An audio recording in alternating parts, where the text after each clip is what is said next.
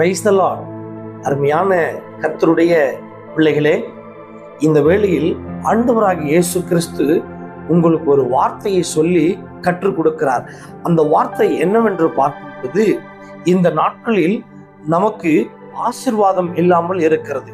இந்த நாட்களில் அநேக காரியங்கள் நிறைவேறாமல் இருக்கிறது.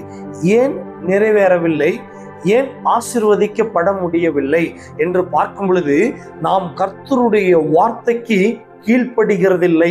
கர்த்தர் உங்களுக்கு ஒரு வார்த்தையை கொடுப்பாரானால், அந்த வார்த்தையின் பிரகாரம் நீங்கள் நடப்பீர்களானால், நிச்சயமாய் சொன்ன தெய்வம் உடைய வாழ்க்கையில ஒரு அற்புதத்தையும் அடையாளத்தையும் செய்வார். அப்படித்தான் ஈசாக்குக்கு ஒரு வார்த்தையை சொன்னார். அந்த வார்த்தையின் நிமித்தம் அவர் கீழ்ப்படிந்து அவர் நடக்கும் பொழுது சொன்ன வார்த்தையை நிறைவேற்றினார். இந்த நாட்களில் உங்களுக்கு ஏன் ஆசீர்வாதம் இல்லை, உங்களுக்கு ஏன் மேன்மைகள் இல்லை, இன்னும் ஏன் உங்களுக்கு கொடுக்கப்பட்டிருக்கிற வாக்குத்தத்தங்கள் நிறைவேறாமல் இருக்கிறது உங்களுக்கு தெரியுமா? அவர் சொன்ன வார்த்தையில நாம் இன்னும் நிற்கவில்லை. பாருங்கள், ஒரு வசனம் அழகாய் கற்றுக் கொடுக்கிறது. ஆதியாகமத்தின் புஸ்தகம் 26ஆம் அதிகாரம் அதில் 3வது வசனம் தெளிவாய் சொல்லுகிறது. வாசித்து பாருங்களே, என்ன அழகாய் சொல்லப்படுகிறது என்று. இந்த தேசத்திலே வாசம் பண்ணு. ஈசாக்குக்கு சொன்னார், இந்த தேசத்துல வாசம் பண்ணு.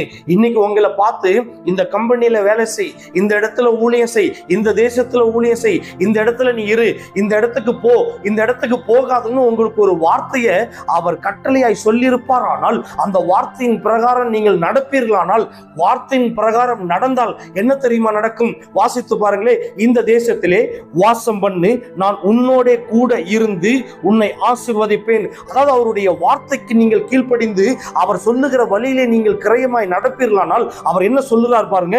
உன்னை நான் ஆசீர்வதித்து, நான் உனக்கும் உன் சந்ததிக்கும் இந்த தேசத்தில் உள்ள யாவையும் தந்து, உன் தகப்பனாகி ஆபிரகாமுக்கு நான் இட்ட ஆணையை நிறைவேற்றுவேன் என்று சொல்லுகிறார். அருமையான கர்த்தருடைய பிள்ளைகளே, ஒருவேளை நீங்கள் ஊழியத்தை செய்து கொண்டிருக்கலாம். நம்முடைய பிரச்சனை நிமித்தம், நம்முடைய கண்ணீரின் நிமித்தம், நம்முடைய நெருக்கத்தின் நிமித்தம் நம்மளால் அந்த இடத்துல நிற்க முடியாமல் போகுமானால், ஆண்டவராக இயேசு கிறிஸ்து சொல்றார், எங்க உன்னால நிற்க முடியலையோ அங்கத்தான் நீ நிற்கணும். எங்க உன்னால இருந்து ஊழியத்தை செய்ய முடியலையோ அங்கதான் நீ இருக்கணும். எந்த இடத்துல நீ நெருக்கப்படுறியோ அந்த இடத்துல தான் நீ இருக்கணும்.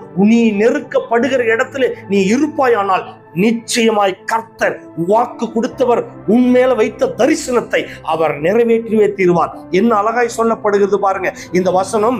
அவர் சொன்ன வார்த்தைக்கு கீழ்ப்படிந்து அவர் இருந்த பொழுது அவர் ஆசீர்வதித்தார், அவர் மேன்மைப்படுத்தினார், அவர் உயர்த்தினார். பிரச்சனைகள் வரும், கண்ணீர்கள் வரும், துக்கங்கள் வரும், கேவலங்கள்